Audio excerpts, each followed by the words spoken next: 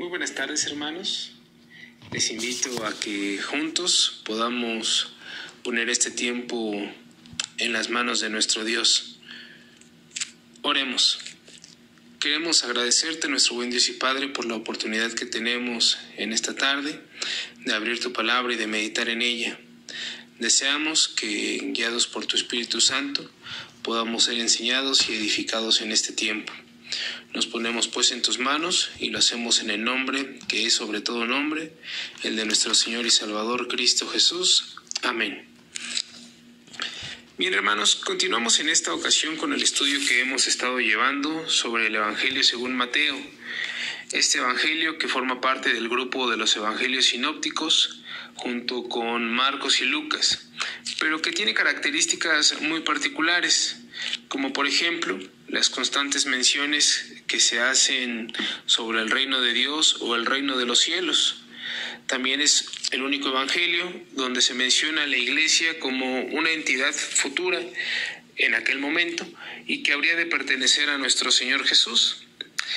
También encontramos en Mateo 5 grandes discursos, de los cuales uno de ellos es justamente el Sermón del Monte, en el cual se han basado nuestros últimos 4 estudios. Pero también Mateo es un evangelio que tiene una perspectiva muy particular sobre Jesús, ya que por la audiencia a quien escribe, mayormente judía, Mateo a través de su evangelio nos presenta a Jesús como rey, lo cual está íntimamente ligado con el tema que abordaremos en esta ocasión, que es el poder de Jesús. Es por ello que al estudiar Mateo podemos tener un panorama general que nos presenta a Jesús como un rey poderoso, pero también compasivo, como veremos en nuestro siguiente tema, que ha venido a establecer su reino. Entrando en el tema que nos corresponde en esta ocasión, abordaremos el capítulo 8 del Evangelio de Mateo, al cual iremos dando lectura paulatinamente, aunque no en su totalidad. Quisiera comenzar dando lectura a los versículos del 23 al 27 del capítulo 8 de Mateo. Dice así la palabra de Dios, Mateo capítulo 8, versículos del 23 al 27. Y entrando él en la barca, sus discípulos le siguieron, y he aquí que se levantó en el mar una tempestad tan grande que las olas cubrían la barca, pero él dormía. Y vinieron sus discípulos y le despertaron diciendo: Señor, sálvanos que perecemos. Él les dijo: ¿por qué teméis, hombres de poca fe?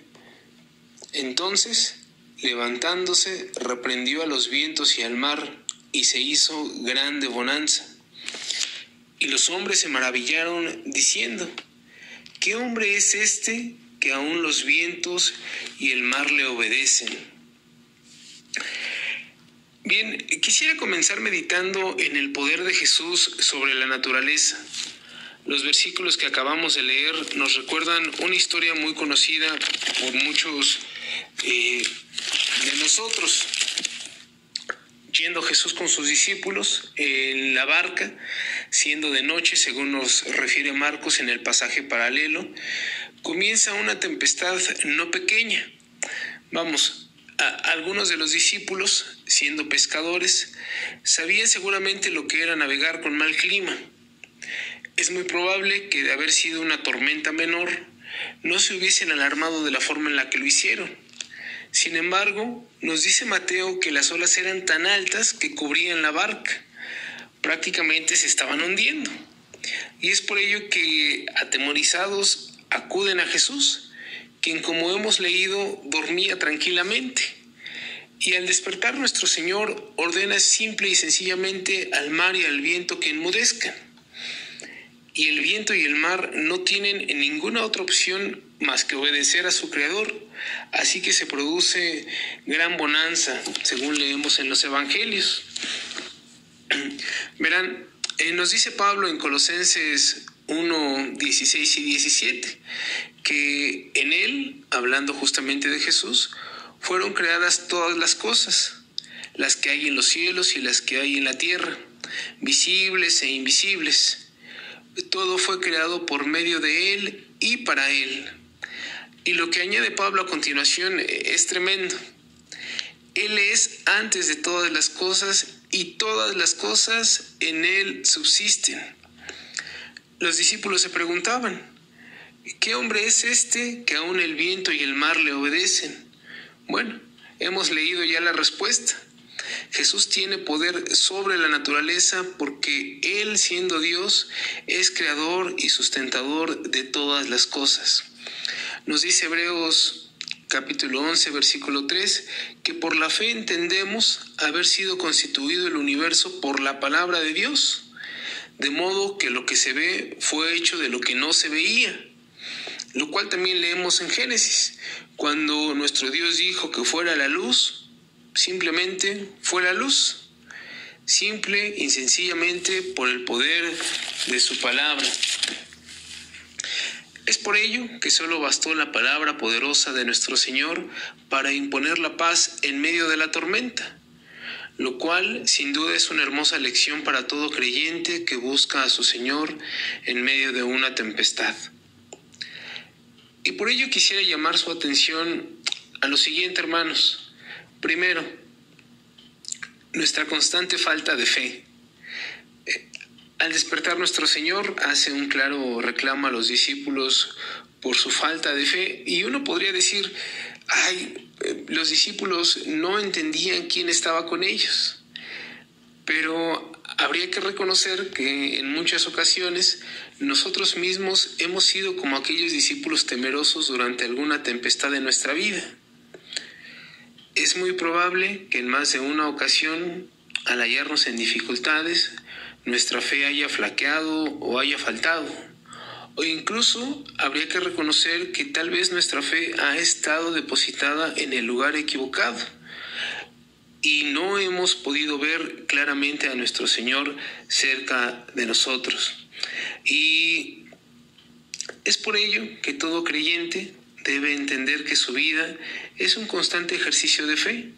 Es cierto, habrá dificultades y tormentas en nuestro caminar por esta tierra, pero siempre podremos acudir a nuestro Señor sabiendo que en Él encontraremos paz y oportuno socorro. En segundo lugar, me gustaría meditar en la responsabilidad que como creyentes tenemos de cuidar todo lo que Dios ha creado. Me parece que no es un tema que tratemos con frecuencia, pero considero que es importante recordar que si nuestro Dios y Padre es el Creador y Señor de toda la tierra, y que si en su infinito amor y misericordia tiene cuidado de todas las cosas que ha creado, como nos lo dice Mateo respecto a las aves de los cielos o a los lirios del campo, bueno, nosotros como mayordomos deberíamos cuidar de mejor forma la creación y a las criaturas que nuestro Dios ha formado. Y es que en nuestra actualidad, hermanos, hay aspectos verdaderamente preocupantes sobre el mal uso y cuidado que hemos dado al planeta en el cual Dios nos ha permitido existir. Es cierto que como hijos de Dios creemos y esperamos que en un futuro hayan cielos y tierra nueva. Pero de momento, insisto, somos responsables por la creación de nuestro Dios. Digo, no pretendo sonar alarmista ni nada por el estilo, pero hay temas como la deforestación, las sequías, las inundaciones, la escasez de agua, la contaminación, temas que deberían preocuparnos como para constantemente tenerles como un motivo de oración en lo personal, pero también como iglesia. Pero más allá de solo preocuparnos, también debemos ocuparnos.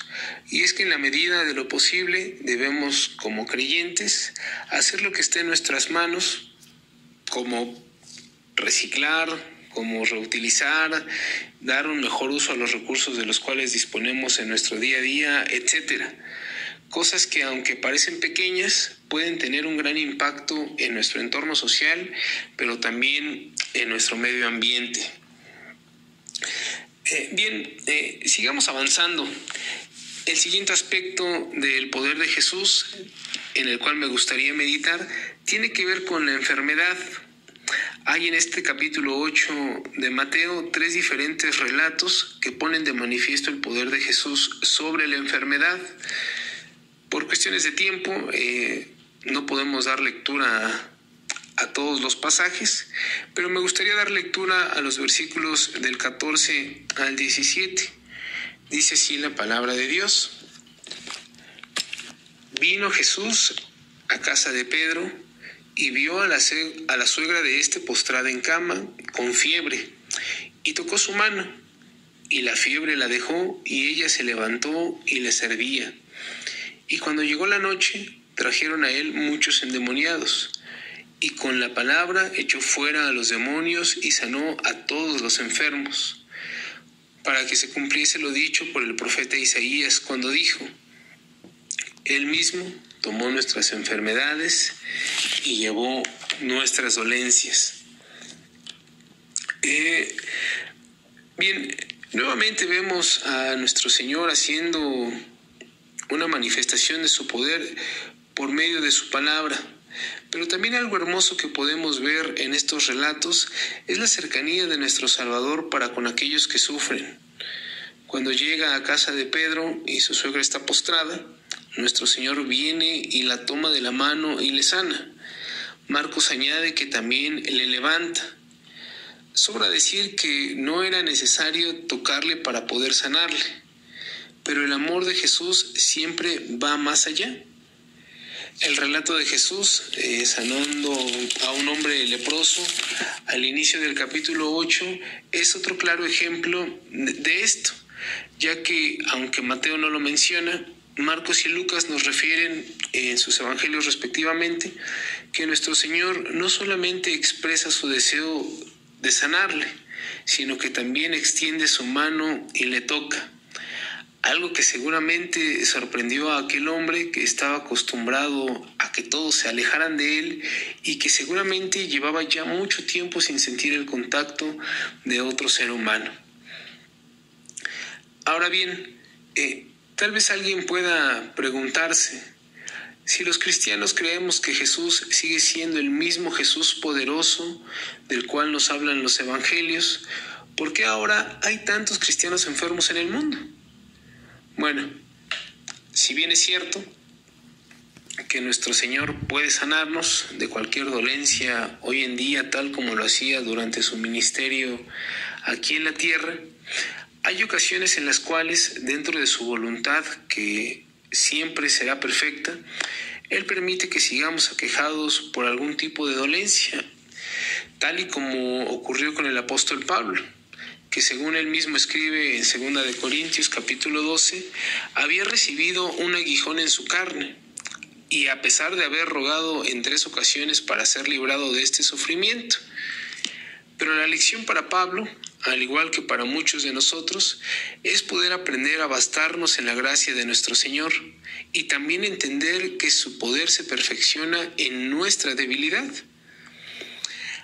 A continuación quisiera mencionar algo que espero no moleste a nadie. Vaya, no quiero sonar insensible al respecto, dado que es muy probable que haya alguien enfermo de gravedad en nuestra iglesia local, o que alguien tenga un familiar o una persona cercana y amada también enferma.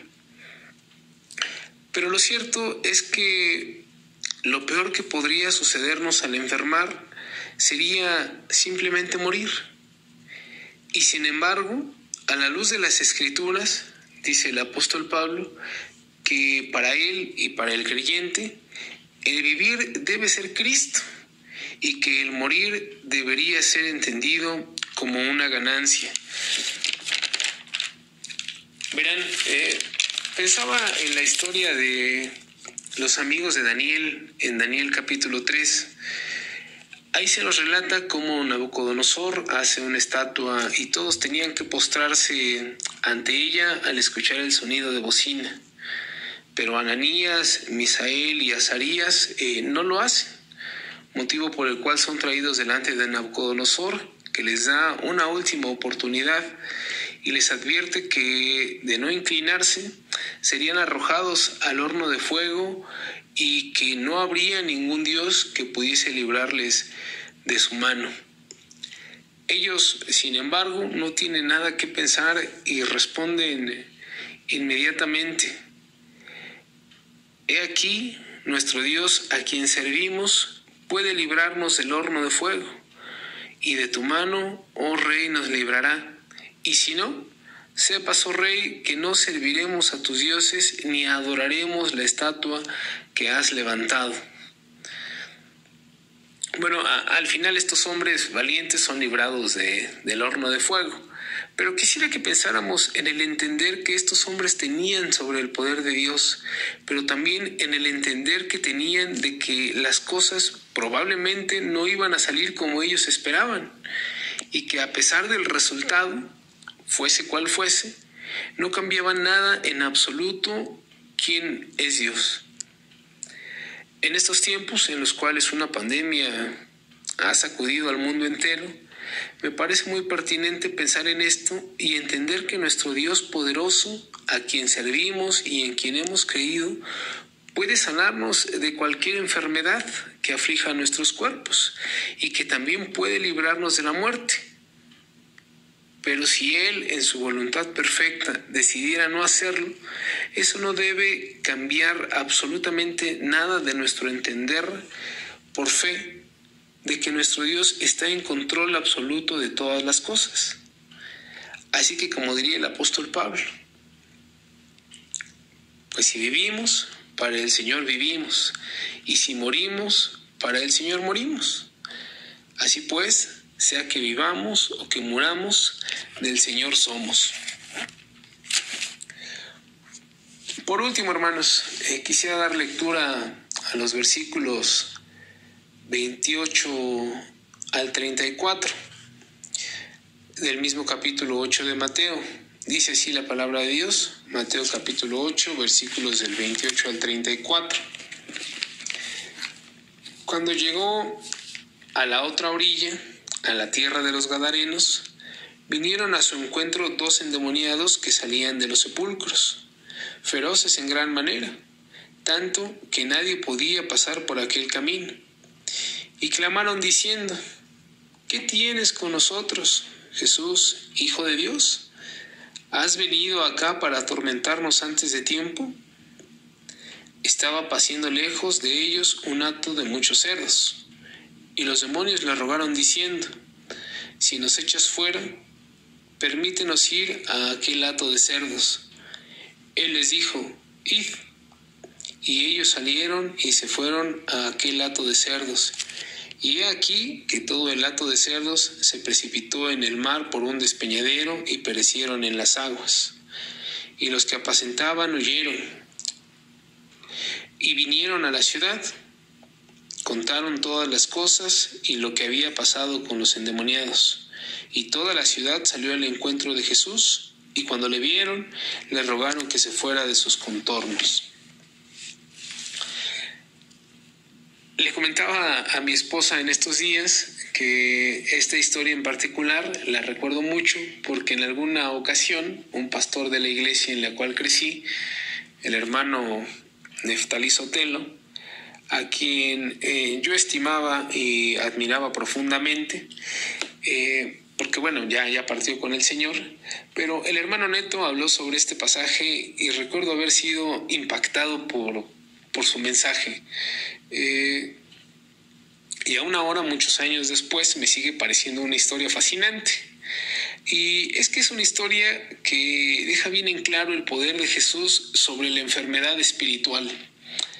Ya habíamos leído en el relato anterior de la suegra de Pedro cómo muchos endemoniados habían sido sanados. Pero este relato sobre los endemoniados gadarenos tiene algunas características que lo hacen un relato singular. Nos dice Mateo que vivían en los sepulcros y que eran muy feroces. Ya tenían mucho tiempo en esa condición, nos refiere Lucas, y Marcos añade que ni aun con cadenas podían detenerles y que constantemente se infligían daño en su cuerpo. Y hablo en plural porque aunque Marcos y Lucas solamente nos refieren a uno de ellos, Mateo nos menciona claramente que eran dos. Y me parece que justamente este pasaje es un claro ejemplo de lo que menciona Lucas. El Hijo del Hombre vino a buscar y a salvar lo que se había perdido. Y si bien es cierto que, a Dios gracias, nosotros no sufrimos las cosas descritas sobre estos endemoniados, la realidad es que nuestra situación espiritual antes de conocer a Jesús como Salvador era exactamente igual a la de estos hombres gadarenos. Y no había nada que por nosotros mismos hubiésemos podido hacer para salvarnos y librarnos del pecado del cual éramos esclavos. Solo Jesús, siendo el Hijo de Dios, podía rescatarnos. Y es por ello que, dejando su lugar a la diestra del Padre, tomó forma de siervo y vino a este mundo a salvarnos. Jesús en Juan capítulo 10 declara justamente que nadie habría de tomar su vida, sino que Él tenía poder para poner su vida, pero también tenía poder para volverla a tomar. Y por esto es que Él era amado por el Padre. Muchas veces pensamos en la cruz como un momento de dolor, de agonía y de sufrimiento. Y sin duda lo es. Nuestro Señor, siendo el justo y santo, moría por nosotros los injustos para poder llevarnos a Dios. Pero también la cruz es un momento de victoria y de poder. Dice Pablo en Colosenses capítulo 3, versículos del 13 al 15. Y a vosotros, estando muertos en pecados y en la incircuncisión de vuestra carne, os dio vida juntamente con Él, perdonándoos todos los pecados, anulando el acta de los decretos que había contra nosotros, que nos era contraria, quitándola de en medio y clavándola en la cruz, y despojando a los principados y a las potestades, los exhibió públicamente, triunfando sobre ellos en la cruz.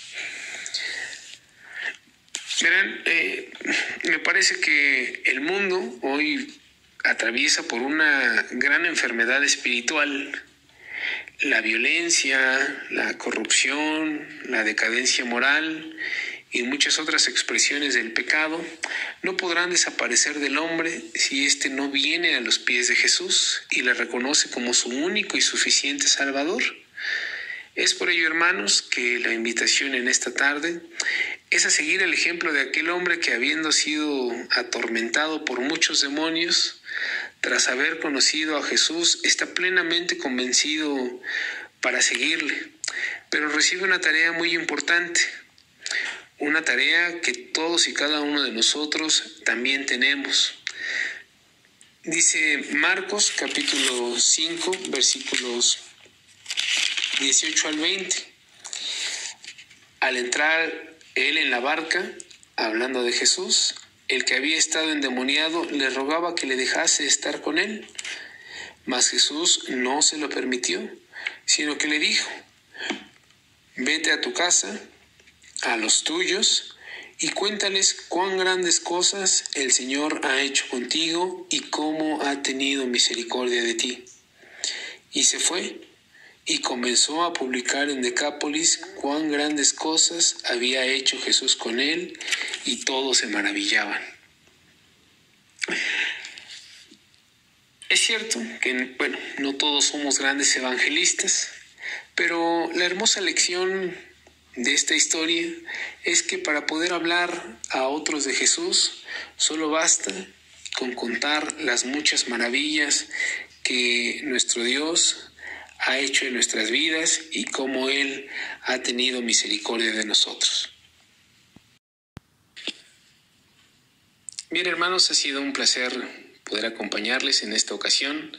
Reciban un afectuoso saludo y un fuerte abrazo de la familia Ramírez Ruiz. Esperamos poderles ver pronto. Tiene ya algún tiempo que por diferentes circunstancias no hemos podido acudir a la iglesia, pero les llevamos en nuestros corazones, les llevamos también en nuestras oraciones y deseamos Dios mediante podamos verles también pronto. Que Dios les bendiga y que Él añada bendición a su palabra.